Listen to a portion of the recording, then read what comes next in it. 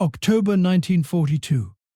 Somewhere in the ruins of a city that had once been a thriving Soviet industrial metropolis, a German officer sat down and wrote a letter home. Stalingrad is no longer a town. Animals flee this hell. The hardest stones cannot bear it for long.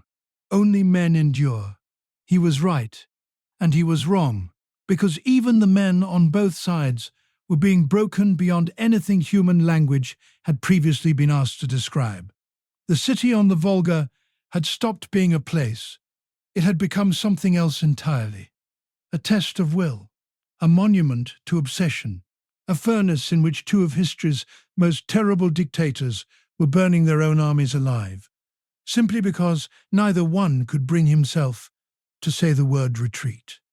This is the story of Stalingrad, not the strategy, not the statistics, the story of the soldiers who froze in its rubble, the civilians who starved in its basements, the generals who bled for it on maps, and the two men in distant headquarters who turned it into the most catastrophic military confrontation in human history. It is also the story of the turning point, the moment when Hitler's seemingly unstoppable war machine shuddered, stalled, and began, slowly, agonizingly, to break. To understand why Stalingrad had to be fought, you first have to understand what it meant.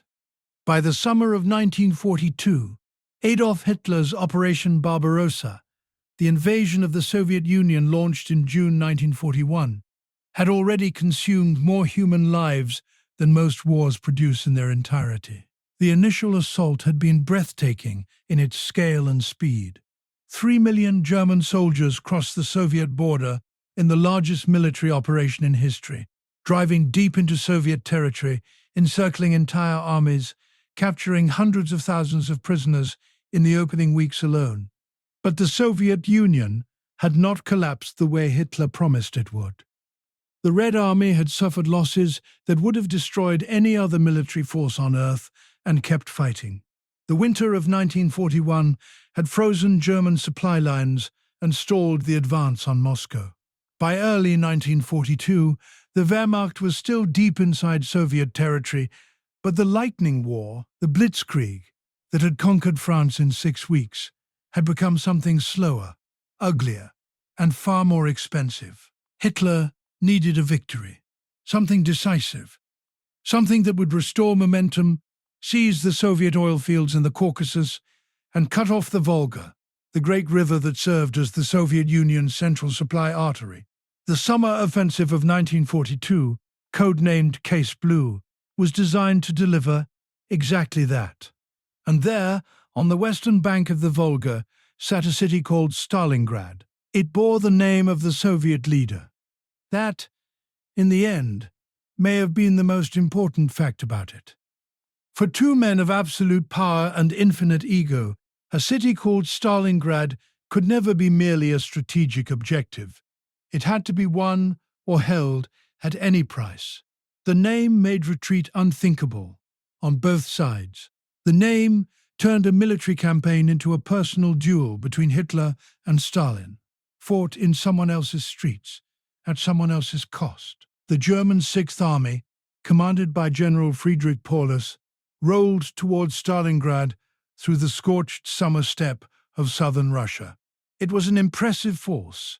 Nearly 300,000 men, tanks, artillery, air support from the Luftwaffe. The landscape was vast and flat and relentless. The heat brutal, the dust so thick it choked engines and men alike. Soviet resistance on the open steppe was fierce, but ultimately ineffective. The Germans pushed the Red Army back toward the Volga through July and August, inflicting enormous casualties. Stalin issued Order Number 227, the infamous "not one step back" directive, threatening Soviet soldiers with execution if they retreated without authorization. Blocking detachments were placed behind Soviet lines with orders to shoot anyone who fled. The men caught between German artillery in front and their own execution squads behind fought with the particular desperation of people who have no safe direction to turn. By late August 1942, German forces had reached the outskirts of Stalingrad, and the Luftwaffe began a bombardment of the city that remains one of the most ferocious aerial attacks in the history of warfare. On the 23rd of August alone, German aircraft flew over 1,000 sorties over Stalingrad. The city burned for days. Entire neighborhoods became rubble. The oil storage tanks along the Volga caught fire, and burning oil flowed into the river itself, so that the water appeared to be on fire. Survivors described the sky turning black at noon. And yet, the city did not fall. Before the battle, Stalingrad had been home to roughly 400,000 people, workers in the massive tractor factory that had been converted to tank production, families in apartment blocks along the riverfront, children in schools, elderly people in parks beside the Volga. Stalin, with characteristic brutality, refused to authorize a civilian evacuation. The presence of civilians, he calculated, would make his soldiers fight harder. Men defend a living city differently than they defend an empty one. And so the civilians stayed. They descended into basements and cellars, living in darkness beneath the bombardment, emerging only to find water, to bury the dead, to witness things that would mark them forever. Women and teenage girls were pressed into service digging anti-tank ditches on the city's outskirts, working under air attack, their hands bleeding on the frozen ground. Children carried ammunition. Elderly men formed firefighting brigades that were largely useless against the scale of what was falling on them. Families were separated in the chaos and never reunited. The Volga, the city's lifeline, became both escape route and graveyard. Soviet boats attempted to ferry soldiers across under constant German air and artillery attack. Many never reached the other bank. Soldiers drowned in the icy current, weighed down by their equipment as German fighter planes strafed the water. Civilian refugees who managed to reach the eastern bank described looking back across the river to see their city as a continuous wall of flame. Those who remained in the city endured something that no training, no ideology, and no human psychology had prepared them for. When German forces entered Stalingrad proper in September 1942, the nature of the fighting changed completely, and changed in a way that catastrophically undermined Germany's greatest military advantages. The Wehrmacht had been built to fight in open spaces. Its doctrine was built on speed, maneuver, air support, and the coordination of tanks and infantry across broad fronts. In the open steppe, these advantages were devastating. Inside a ruined city, they meant almost nothing. Soviet General Vasily Chuikov, commander of the 62nd Army defending Stalingrad, understood this with cold clarity. His tactical instruction to his men became famous: hug the enemy. Get so close to German positions that the Luftwaffe cannot bomb you without bombing their own troops. Turn every building into a fortress. Turn every floor of every factory into a separate engagement. What followed was a new kind of warfare that soldiers on both sides called Rattenkrieg, the War of the Rats. Men fought floor by floor, room by room, staircase by staircase. A single factory building, the Barricadi gun factory, the Red October steelworks, the tractor factory, became the site of weeks of uninterrupted combat, changing hands multiple times. The front line sometimes running directly through the middle of a building, so that German soldiers held one floor, and Soviet soldiers held the floor directly above. They could hear each other breathing through the ceilings. Snipers became figures of legend on both sides. The Soviet sniper Vasily Zaitsev, a shepherd's son from the Ural Mountains, killed over 200 German soldiers in the ruins of Stalingrad and became a propaganda icon. His exploits broadcast across the Soviet Union to demonstrate that the Wehrmacht could be beaten one man at a time. The Germans sent their best counter-sniper from Berlin to kill him. The duel between them, played out across rubble and broken glass and collapsed factory floors, captured something essential about the entire battle. Two individuals in the wreckage of a civilization, hunting each other in the cold. The fighting produced a kind of psychological damage that had no name in 1942. Men who survived multiple months in Stalingrad described a condition of permanent, vibrating alertness that never fully left them. The constant noise, artillery, aircraft, small arms fire, the crack of snipers, the screaming of the wounded, was so unrelenting that silence, when it occasionally came, was itself terrifying. Veterans of other battles described Stalingrad as something categorically different, not more dangerous, though it was, but different in kind, a place where the normal rules of human experience had been suspended. Through October and into November 1942, the German Sixth Army ground forward through the ruins, capturing more and more of the city at enormous cost. At times, German forces controlled 90% of Stalingrad. The surviving Soviet defenders clung to a narrow strip of the western bank of the Volga. In some places, less than 100 meters of rubble separated them from the river. Paulus sent message after message to Hitler's headquarters requesting permission to consolidate his positions, to pull back slightly, to prepare for winter. Hitler refused every request.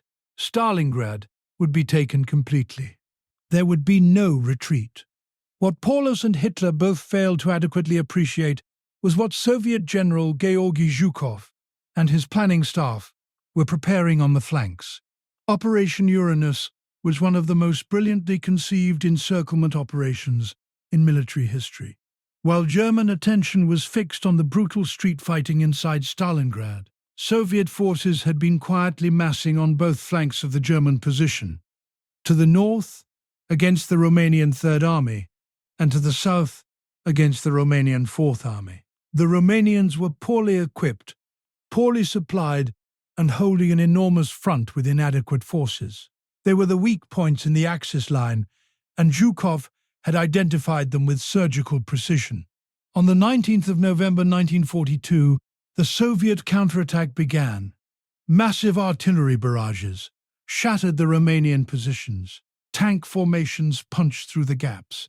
Within 4 days, the two Soviet pincers met at Kalach, west of Stalingrad. The encirclement was complete. The entire German Sixth Army, nearly 300,000 men, was surrounded. Inside the encirclement, which soldiers called the Kessel, the cauldron, reality contracted to a shrinking perimeter of frozen steppe and ruined city. The temperature dropped to -30 Celsius and kept falling. German soldiers who had advanced through summer in lightweight uniforms were now dying of cold as much as combat. Frostbite took fingers, toes, ears, noses. Men burned furniture, books, anything combustible to survive the nights. Hermann Goering, the head of the Luftwaffe, promised Hitler that his aircraft could supply the encircled army by air. It was an almost delusional commitment. The Sixth Army required 700 tons of supplies per day to function. The Luftwaffe, in the best conditions it achieved during the entire airlift, delivered 300 tons on a single exceptional day. The average was far lower. Men starved on bread rations of 200 grams per day, then 100 grams, then less. Field Marshal Erich von Manstein launched a relief operation, Operation Winter Storm, in December 1942, driving armored columns toward the pocket from the south. For a brief, agonizing period, the relief force came within 50 kilometers of the encircled army. Paulus could see it on his maps. He requested permission from Hitler to break out toward the relief force. Hitler refused. The Sixth Army would hold its position. It would not retreat, not one step back. Manstein's relief force was driven back. The pocket shrank. The dying accelerated. Inside the Kessel, the hospitals overflowed. Surgeons operated without anesthetic, without adequate instruments, in buildings heated only by body warmth. Wounded men who could not be evacuated knew they would not survive. Some soldiers shot themselves. Others simply lay down in the snow and stopped moving. The dead could not be buried in the frozen ground and lay where they fell, accumulating in the ruins like a terrible harvest. Paulus sent increasingly desperate messages to Hitler's headquarters. His army was dying. It needed to be allowed to break out. It needed food. It needed ammunition. It needed to be saved. Hitler promoted him to field marshal, the first time in German military history that a field marshal had surrendered, making clear the implicit instruction: a German field marshal does not surrender. He fights to the last bullet and then kills himself. Paulus did not kill himself. On the 31st of January 1943, Friedrich Paulus, gaunt, shattered, his left eye twitching from a facial tic that had developed during the siege, surrendered to Soviet forces in the basement of a ruined department store. He was the first German field marshal ever to be taken prisoner. 2 days later, on the 2nd of February 1943, the last German resistance in Stalingrad collapsed. Approximately 91,000 soldiers marched into Soviet captivity, all that remained of an army that had numbered nearly 300,000 at the time of encirclement. They walked through the ruins of the city they had spent months trying to capture, past the frozen bodies of their own dead, into a captivity from which the overwhelming majority would never return.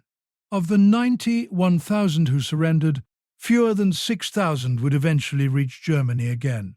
The rest died in Soviet prison camps of cold, starvation, disease, and despair.